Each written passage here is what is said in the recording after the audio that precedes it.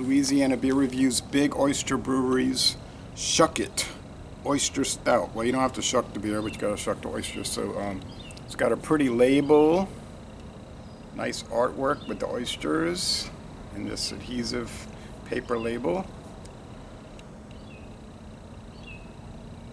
It says the people for the, and then it didn't print well. You can't read it. Give 'em shell, it says, canned on September 28, 2022. So at the time of this recording, this is less than a month old, and this was sent to me by Wayne in Pennsylvania. Thanks so much, Wayne. So I've never before heard of Big Oyster Brewery of Louisiana, Delaware.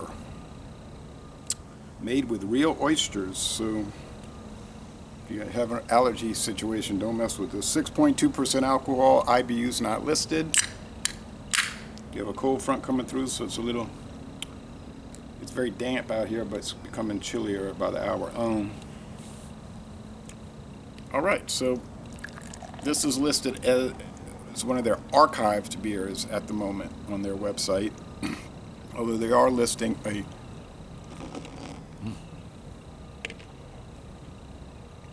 nitro version currently on tap.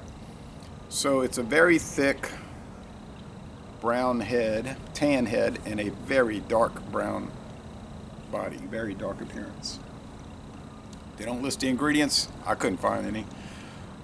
Beer Advocate and Rate Beer don't have enough reviews. I think Beer Advocate only has one review. They don't have enough reviews to give a score. It's getting a 77 on Untapped, 77 out of 100, with about 550 check-ins. So this is a Louisiana. Figured I'd use a Louisiana glass because this is an oyster consuming state, oyster producing state also by Utah Brewery. They show in a glass like this on the Big Oyster Brewery website. It's located on United States Highway 9, US 9, Route 9. And we are close to Route 61 here. Okay, but anyway.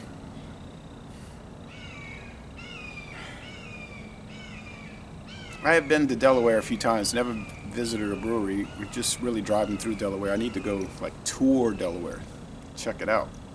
But I still have 2 states left to visit. Alaska and Hawaii. I've never even been to those, so I'd like to knock those out, so to speak, off my list, and maybe do U.S. territories, then really get some intense tours of states. Okay. Thank you so much, Wayne. The aroma. Now, Abita made an oyster stout that they sold in bombers for a year or so. $10.99 a bomber.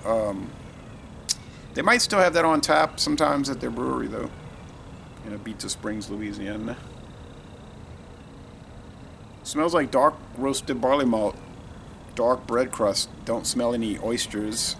You can get shellfish beers around here with clams, mass-produced, like Bud Light Chelada, Budweiser Chelada. Bud Light Cheladas are more common, but yeah, they're made with clams. All right, taste.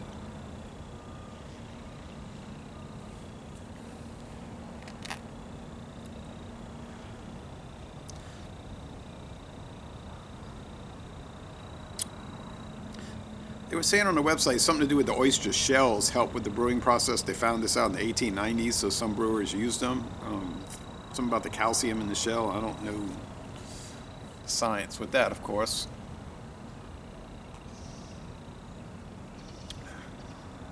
Do I taste any seafood in the product? No, I don't. If I didn't know it had oysters in it, I wouldn't be mentioning oysters. Might leave a residue. And also, this is not salted like those cheladas from Anheuser-Busch, the Budweiser.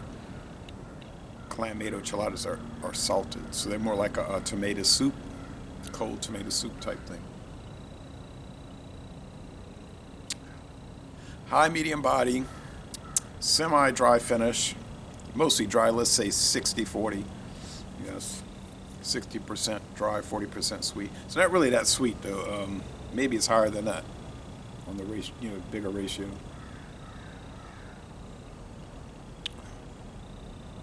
Sweetness scale, yeah, 2 out of 5.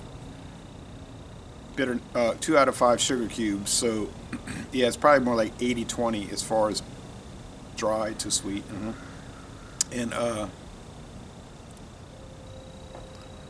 for some reason, initially it tasted sweet, but now that's gone. And bitterness units, they don't list them, and they must be very low because I'm not tasting really any bitterness. Maybe from the char. So from hops, no.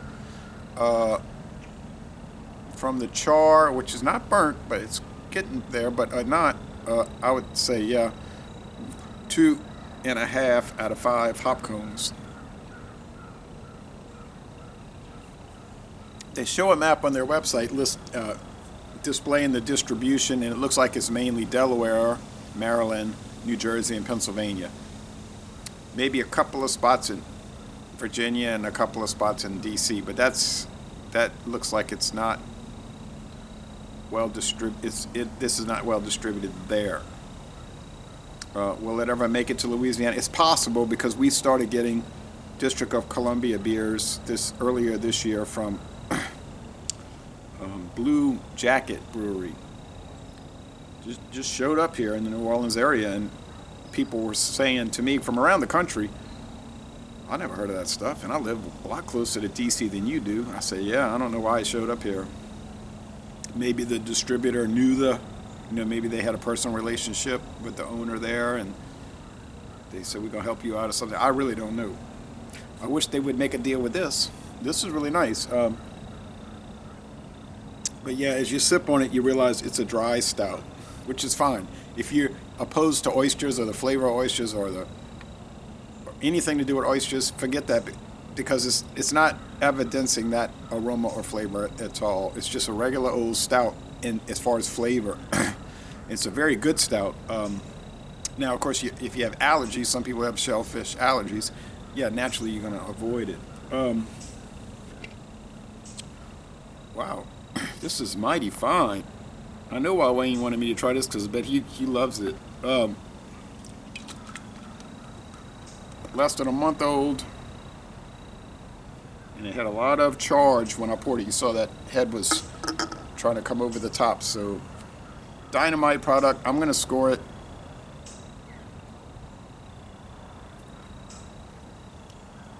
Now, some people will say, oh, you got to wait for the head to go down. That's why you shouldn't pour a big head. You don't have to wait for the head to go down. The liquid's going to come right underneath it. You might get a beer mustache, but other than that, it's not going to matter. Plus, it releases all that carbonation into the head.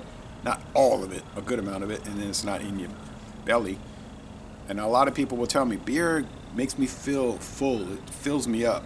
I say, yeah, your body's being filled with carbon dioxide, and that's why you're burping so heavily after drinking it. If you pour it in a glass, and they show, I just saw a Busch Light commercial on television this week, and they were pouring that Busch Light can straight in the glass. You could see it. It was a can, and it was going straight into the glass, similar to this. I say, well, that's a brewer. They must know how to pour, right? Now you might say, yeah, but they tilted the glass, and then they did that, and then they poured the rest in, and that's what they recorded, they filmed that part. Okay, maybe so. But it was a straight in aggressive pour regardless. But back to this, yeah, I'm going to go 9.4 out of 10. Much higher than, well, yeah, good deal higher than Untapped. Although their score is a little different. Like their 70s would come out to like in the 80s for Beer Advocate, and their 80s would be 90s. But yeah, 9.4 out of 10. A most excellent stout. And I love stouts. People ask me all the time, what's your favorite style of beer? It's really hard to say, but definitely stouts are very likely my favorite style, but I can't say for sure. But they're up there, boy. I started drinking beer, doing the beer tasting project in February 1996. I never really drank beer before that. Never could get myself to get tired of stouts. Never could. So, Lazy Le Bon Temps Relais, a most excellent product from Delaware. And I'm going to end this review by saying y'all go to Delaware and tour the Big Oyster Brewery and check out their restaurant.